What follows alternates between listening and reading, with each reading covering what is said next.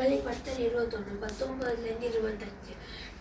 நகரத்தின் மதில்களை அஸ்திவாரங்கள் சகலவித ரத்தினங்களினாலும் அலங்கரிக்கப்பட்டிருந்தன. முதலாம் சிவர வச்சிரக்கல், இரண்டாம் இந்திரன் ஊடா சந்திரகாந்தம், நாலாம் வர்க்க தைதா கோமேதகாரா பத்மராகம், ஏழாம் சுவர்ண ரத்தினம், எட்டாம் பதிகை பச்சை, ஒன்பதாவது புஷ்பராகம், பத்தாவது வைதூரியம், 11ஆம் சுநீரம், 12வது சுகந்தி. இவைகள் 12 வாசல்களும் 12 முத்துக்கள் இருந்தன. ஒவ்வொரு வாசல்களும் ஒரு முத்தா இருந்தது.